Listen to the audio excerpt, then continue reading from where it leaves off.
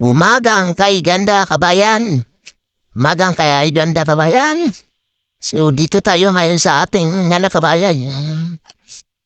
Update natin yung natin kabayan, yung Malbiri natin.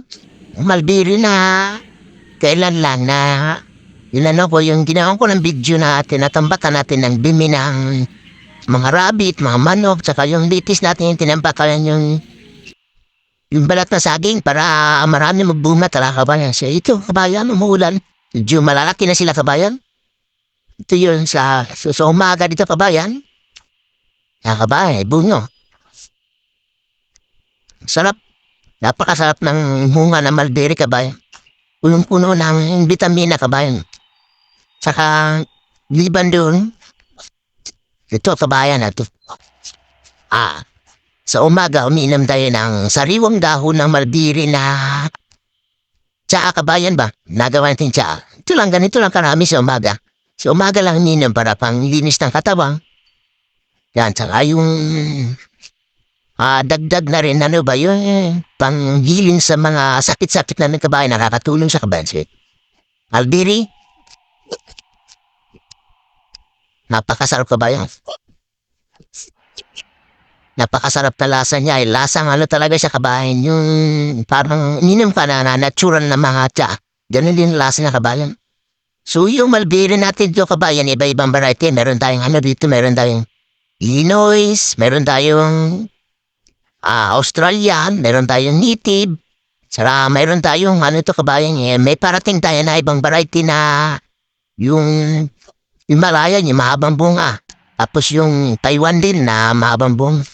So parating na kabayan, idadagdag natin dito sa koleksyon natin ng mulberry kabayan. So ito yung pinapakita ko sa kabayan, ito yung sa kabila natin ng garden.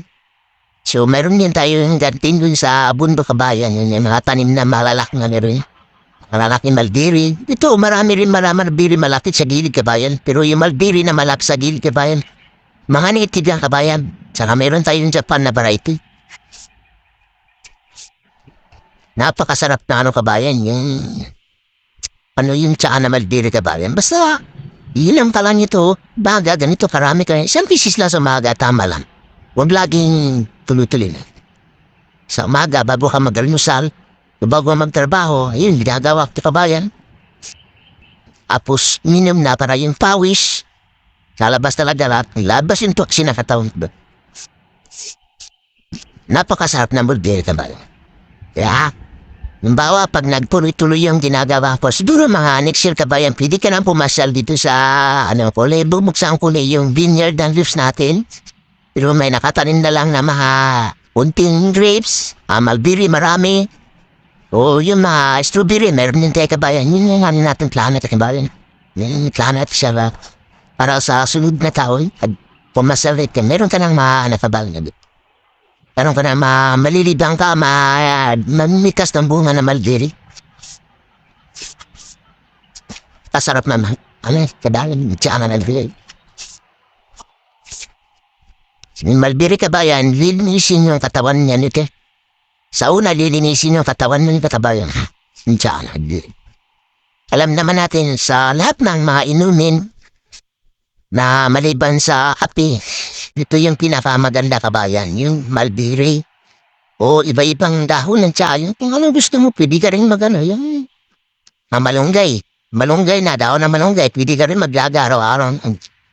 Meron akong kaibigan doon na nandito pa siya.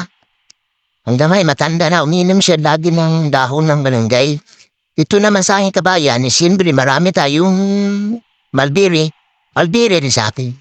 Tsaka alam mo ba, mulberry kabayan, sa pang-araw-araw na tinatanggalan mo siya ng dahon, ang kapalit ng kabayan, bunga. Kasi pag kinanggal mo lang ang dahon ng mulberry, lalo na kasama yung taldos, maano siya kabayan, magano siya ba yung magbubunga siya. Magbubunga siya pag kinanggal mo. So, napakaganda. Ginamit mo yung dahon, magbubunga. So, saan ka maghanap ng ganyang putas kabayan? Tapos ito pa kabayan, wag naman sana, yung balita natin sa yung gera ba? Naririnig ko kasi alam mo naman, updated tayo sa social media kasi vlogger tayo tsaka yung content creator, napapanood natin yung nangyayari. So, huwag naman sana mangyayari yan na magdira kabayan. Pero kung halimbawa pag nagira kabayan, may makakain na tayo kabayan. Kasi ang malbiri, pag kinain mo ang isang bunga ng malbiri kabayan, napakaganda kabayan. Nagpapalusog ng katawan. Tsaka maraming vitamina kabayan. Tsaka pag kinain mo siya, sisigla ka kabayan.